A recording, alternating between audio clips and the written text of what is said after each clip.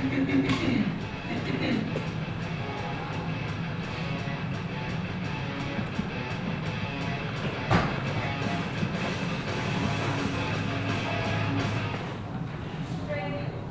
to go to pre-show? Yep.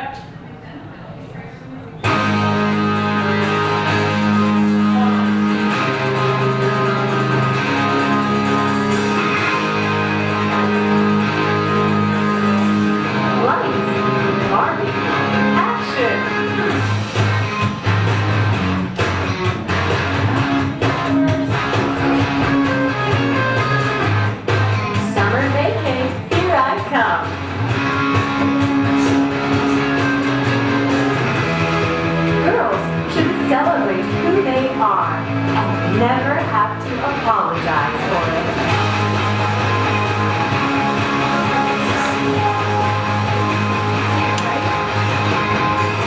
Isn't your room for capable and captivating?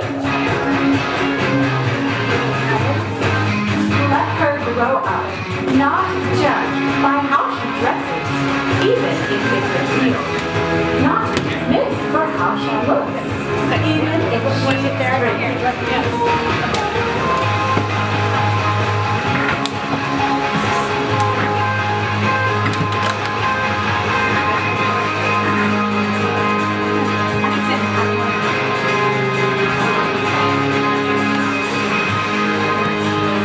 Discover your inner sparkle.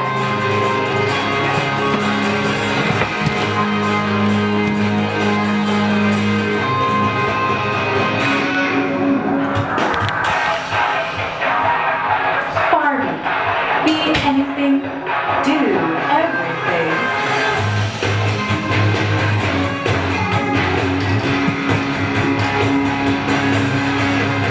It's an explosion of passion, color, and fun.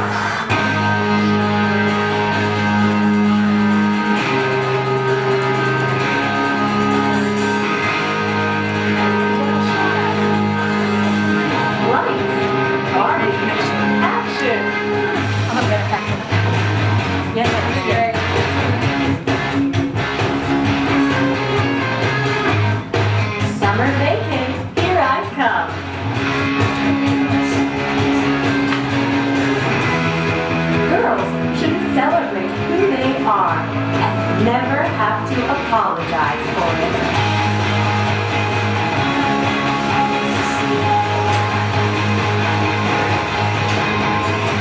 Isn't your room for capable and captivating? Let her grow up, not judged by how she dresses, even if it's a heel. Not dismissed for how she looks, even if she's pretty.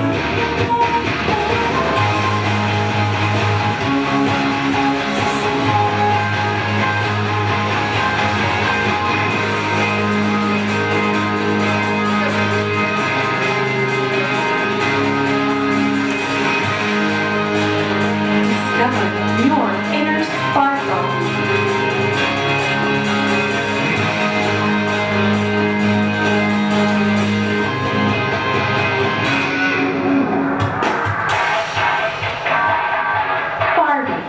Be anything, do everything.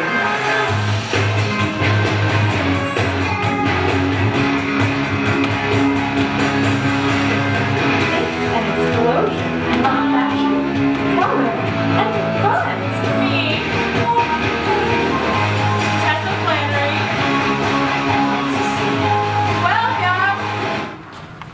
Welcome. Welcome to the Paradise Factory. Welcome to the downstairs theater. I really wanted to have snacks for you guys, but there's no food or drink allowed, so sorry about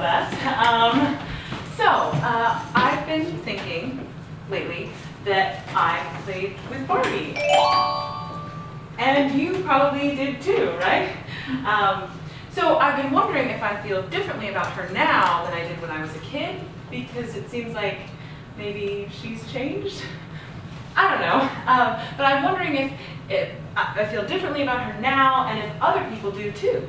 I want to know if there's deep, buried Barbie play-related thoughts that are bobbing around on a subconscious level. Am I making decisions today that are influenced by Barbie? Do I feel differently about her now? And do other people as well?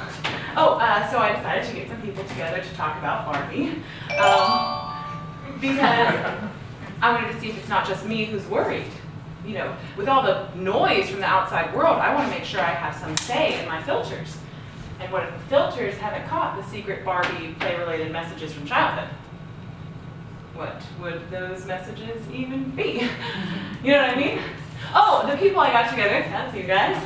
And the talking is this now. Hope you're all okay with that. So, hands up. Who here played with Barbie? Okay, great. The boys, you're allowed. There's no judgment zone.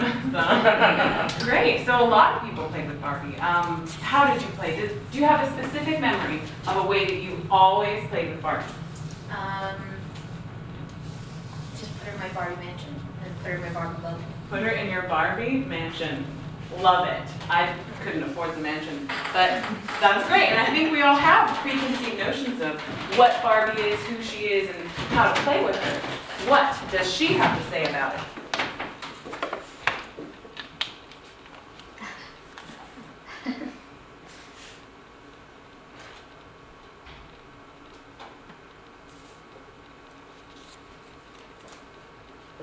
Silent. Oh, silent as the grave. Silent as a plastic toy. Silent as a woman ought to be. Just kidding. Now you know where I'm heading. Oh, maybe you're wondering, who is this lady? What are her qualifications? Oh, I'm just an actor / nanny, so I've sort of got experience playing with Barbie as a kid and as an adult, but not in a creepy way, in a professional way. It is part of my job to play Barbies. Oh, maybe you're wondering how Barbie was born. Did you know she turned 55? She did. Barbie was born, well, invented in 1959 by Ruth Handler, wife of one of the co-founders of Mattel, and pretty much a co-founder herself since she did all the sales work. Seriously, she held down a day job while securing orders for everything Mattel was making. So at the time, there were no adult dolls for children to play with. All dolls came in the image of children. Ruth stumbled across her daughter and friends playing with paper dolls as if the paper dolls were adults, and she realized, there's a gap in the market. So she told her husband, there's a gap in the market, who said, that's crazy, go make me a sandwich.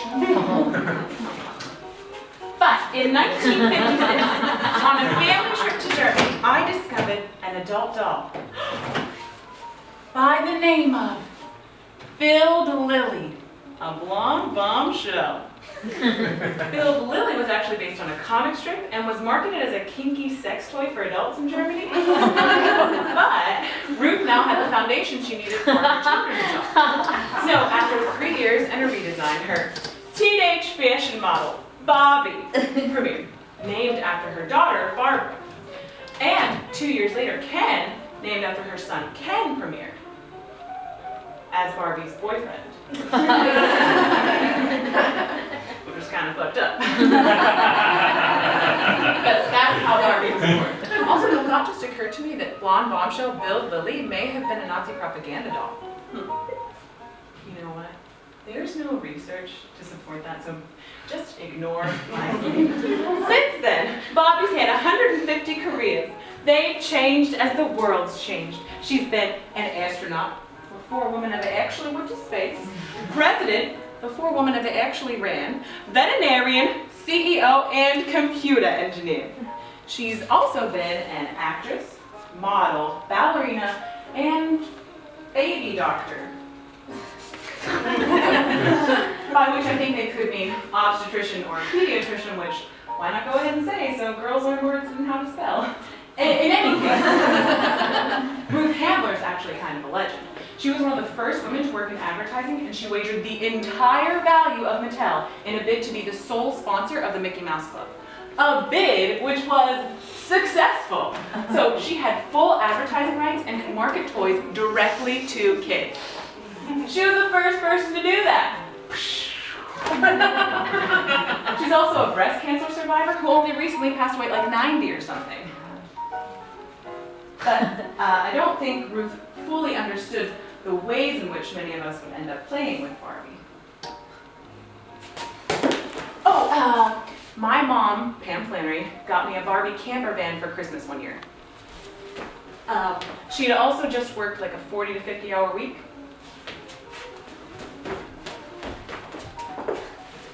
Oh, and I was a dick as a kid.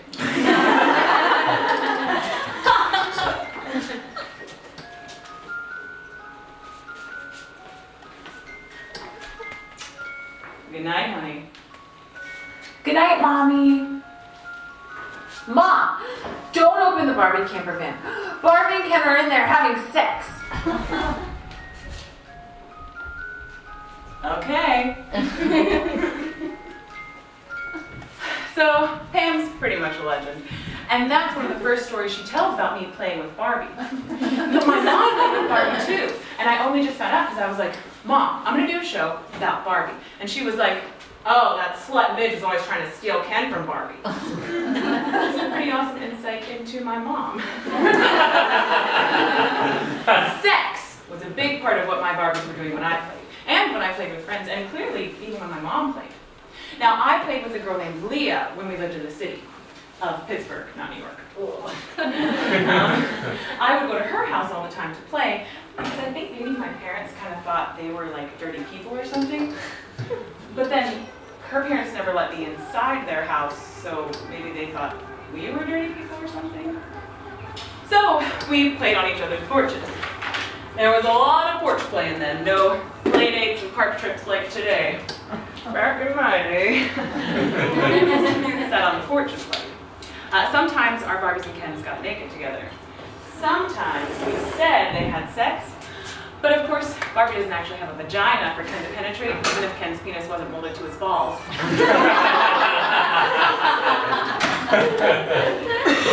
We didn't know that. I kinda have to pee. That means you're horny. What does that mean? That you want to have sex. Ew, no. I just have to go to the bathroom. So, who else made their Barbies have sex? Anyone? Anyone at all? Made their Barbies have sex? You did. Great. Thought no one was going to admit.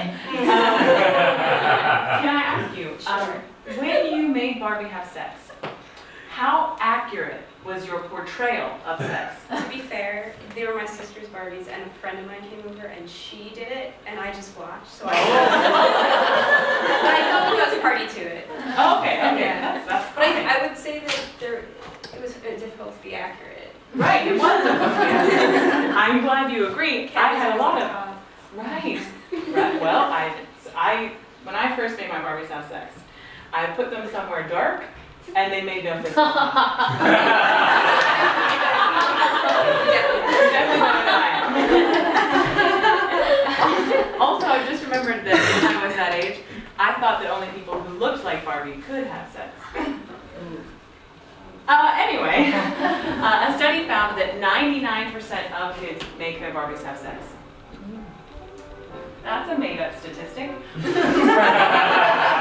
a real study found that most adolescent girls go through a stage where they desecrate or fuck up their Barbies. They cut hair and pull limbs off these once beloved companions, perhaps to express the latent rage a child has at a sexually advanced female object, perhaps to punish parents whose gift is held responsible for parental crimes. Perhaps children like to enact their cruelties on something. Perhaps maiming releases a tiny pre-sexual thrill for a child. I'm not a doctor. My friend's mom actually ironed her Barbie's breasts down because she wanted Barbie to look more like she did a prepubescent Barbie. P.S. His mom's mom made her buy herself a new Barbie with her own pocket money. Riddick. But the thing is, I don't remember ever going through that stage. I did cut my Barbie's hair because I wanted to be a hairdresser for half an hour. Gave her a bop of doom. And my mom was like, well, that's what happens.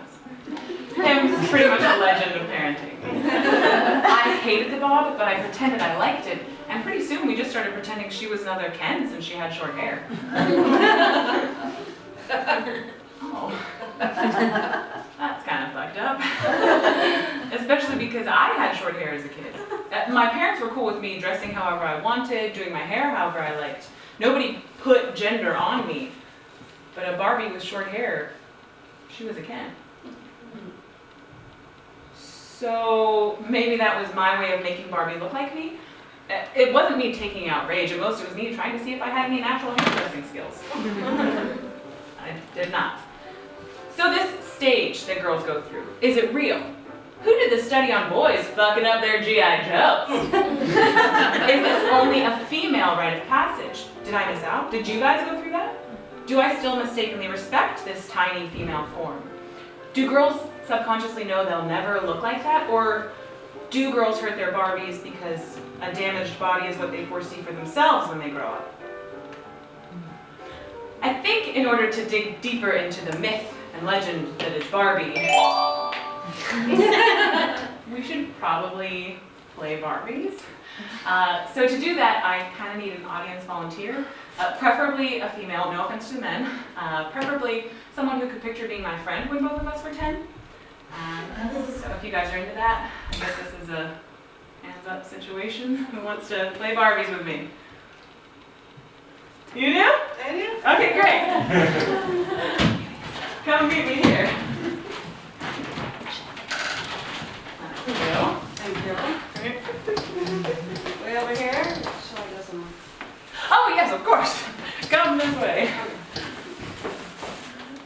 You can go right here. Excellent. Feel free to have a seat. Thank you. Oh, so what's your name? Trisha. Hello. I'm Tessa. Thank you for coming here today. So I don't know how you played or who you played with, but since this is kind of my show, can